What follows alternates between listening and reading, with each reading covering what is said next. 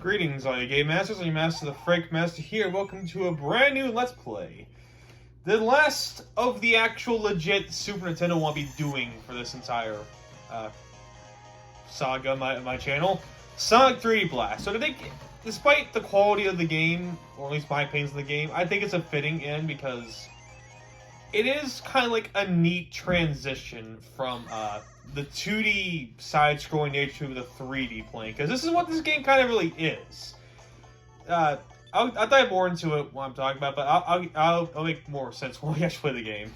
Anyway, Flickies are mysterious birds. They live in another dimension and can travel anywhere through large rings. Robotnik learns about the Flickies.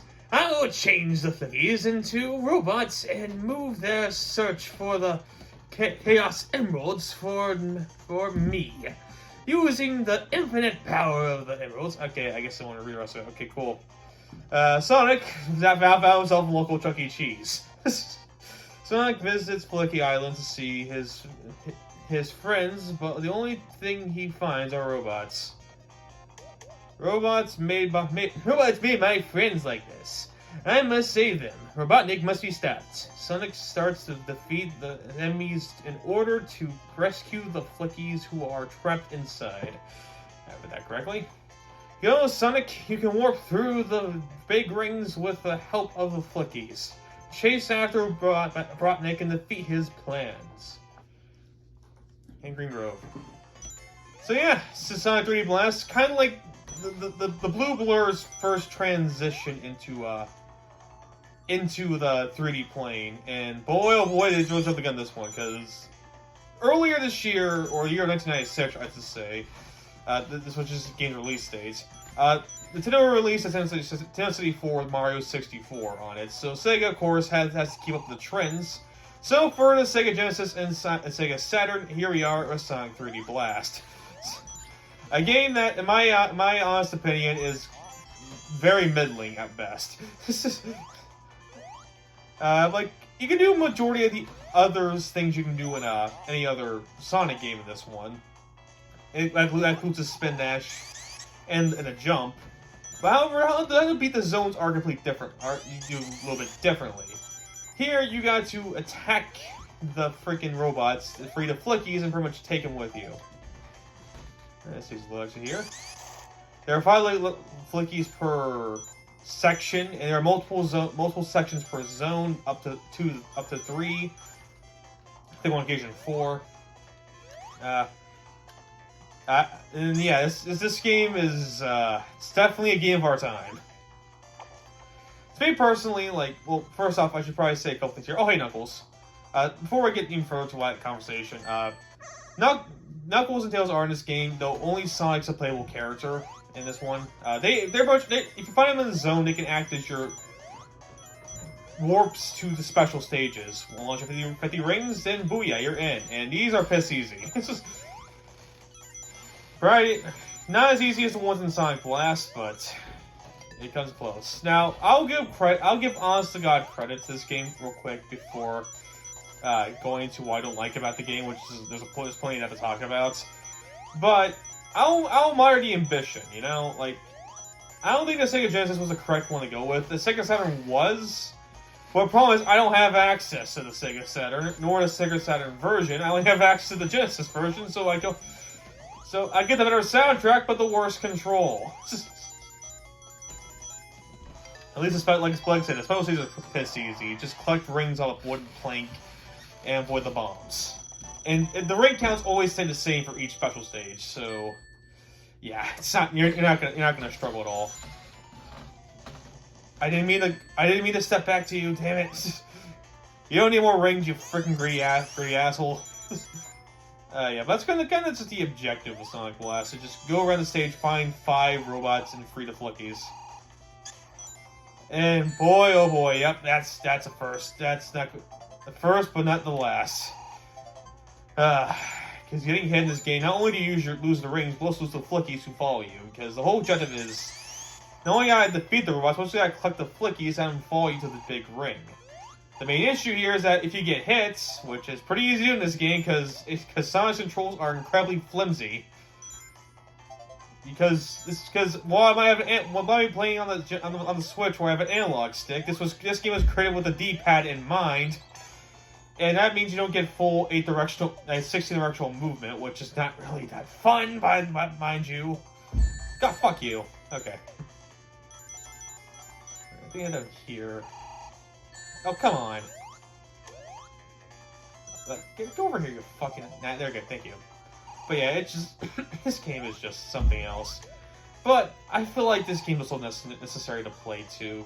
For a couple reasons. One, it is not only Sonic's transition to 3D, but it is technically the last... I think this is like a good transition point from going from a game that's trying its darndest. It really is trying, I guess.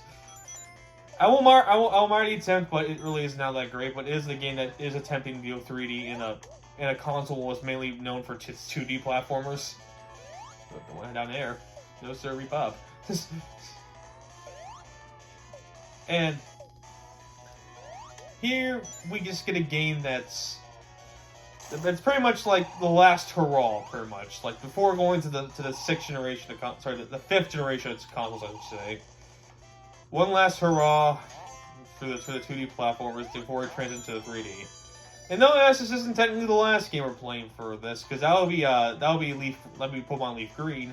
That's next week, and that's not technically a SNES game. That's more of a game. That's a Game Boy Advance game. So, and the reason I'm playing that one because I haven't done Pokemon in a while, and I want to do a Pokemon game. So, yeah, pretty much that. And what they could do, just so you don't run the risk of losing more flickies, is just transitioned into the ring array before losing them. I think it's that way, but I think Tails this way as well. I did do a test playthrough. I mean, you can only get 2 emeralds per act, as long as you know where Tails and Knuckles are at. I honestly forgot where Knuckles. I forgot where Tails was at in this stage, but. It's not the end of the world. I know where they are now, so we just can move on. Fucking goddamn it! Yes, I intended that to happen. It perfectly fell into my lap just easily. I am playing the Genesis collection that was so graciously given. That has a bunch of Sega Genesis games on it, except Sonic 3 and Knuckles. Oddly enough, but. I will say though, one thing that Genesis does have over the Saturn version is the soundtrack. I think this game has an infinitely better soundtrack. And you might notice that when we get to Sonic Adventure later down the road, that some of these tracks sound familiar. Which is true because Sonic Adventure did borrow a couple tracks from this game. Only a couple, not a lot. I can maybe like 3 at best. But and you know that is an interesting tidbit that I found interesting while playing this game for the first time. I don't think this is a horrible game. I'm just gonna go there right there as well for all the shit I'll give it.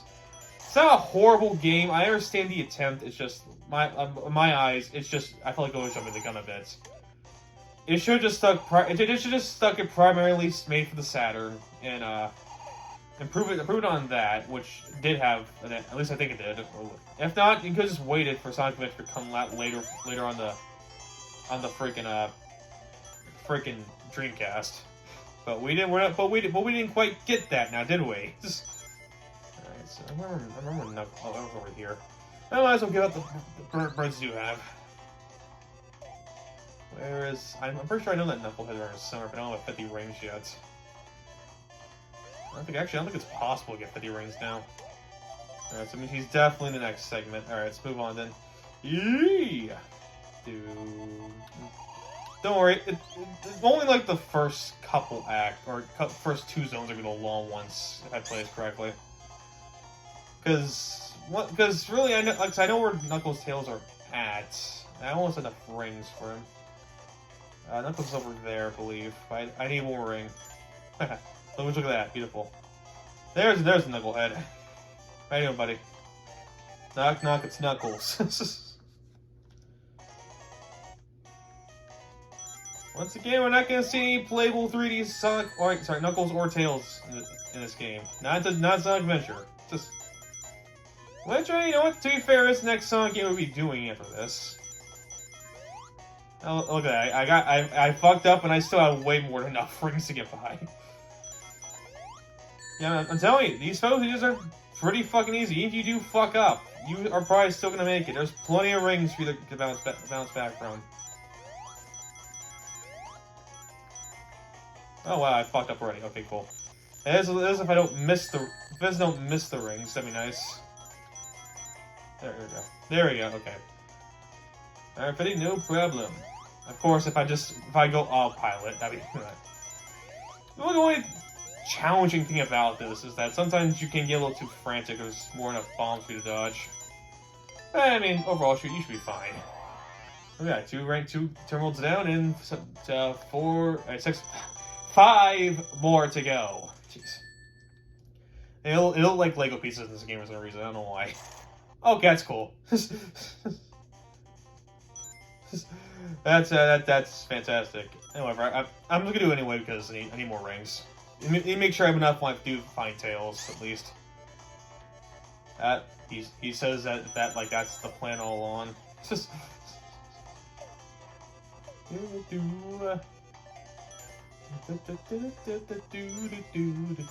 Alright, so another thing you should mention too is that this game's isometric view isn't always the greatest.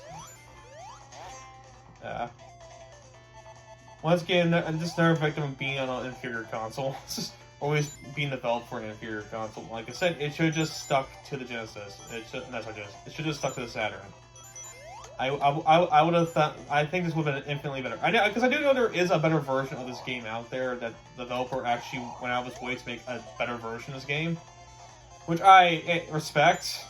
But like, I don't have a way to access it. At least not directly. Invisibility kind of be nice. Oh, that's running shoes. Come on, grab the rings. Grab the rings, Sonic. The more rings, the better.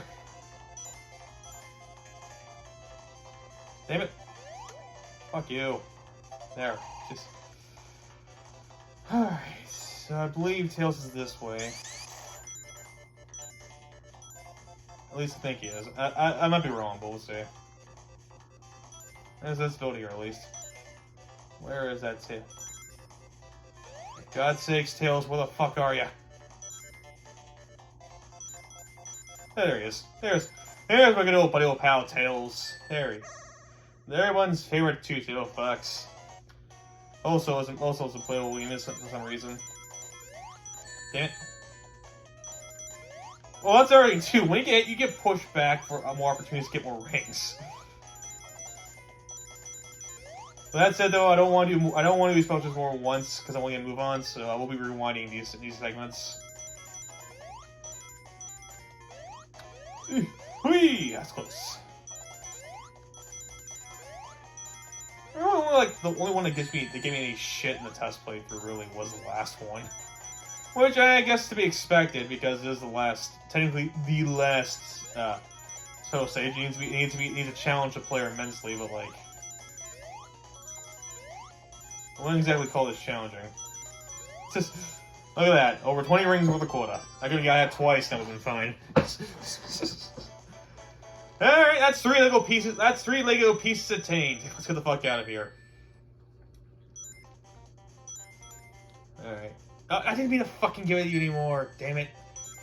Don't spend all in one place, Tails. That's all I'm saying. Don't spend all in one place. Your allowance money to keep it for next month. I don't know why you don't want to help me, but hey, you know what? Just fine. I can do it myself. Sonic doesn't need anybody. Sonic's his own individual. So, that's okay. There's the last idiot. All right, and the exit ring should be right here. Oh, never mind. It's a 3 segments place. But before we go, I did see that crack in the wall. So dash over here. Let's see what we get. See what we got. At least where extra life's at. Never mind. It's this thing, which I did show off a little bit briefly. But in case you're not sure what it is, that's extra life, by the way. Let's get out of here. Okay, so there's nothing over there. In case you're curious about what this thing is, this is a homing shield, which is Technically, this makes it the first game with the homing attack for when Sonic Adventure and Sonic Adventure 2, and so on. But it's only given through the shield, where if you have the shield on and you're close to an enemy, you can just pretty much home it on them and just get an easy kill that way. Like so. And it's pretty useful, all things considered, because there really isn't many other power-ups in this game. In fact, I'll keep that for later. Where? Oh, this way. Yeah, it sure makes enemies killing enemies a hell of a lot easier. Problem is though is that it's just I don't want to risk moving super fast because it's so easy to run into shit in this game. And sometimes homing shield can be kind of inaccurate. Yeah, I mean, it makes sense after all. It is the first time it was introduced in the series. But yeah, jeez, damn it! Get your asses over here. See? Yeah, all of you. I want all of you. You freaking fricks. Thank you. Alright, and with that, let's go. We're done. Let's go fight the bosses of the zone.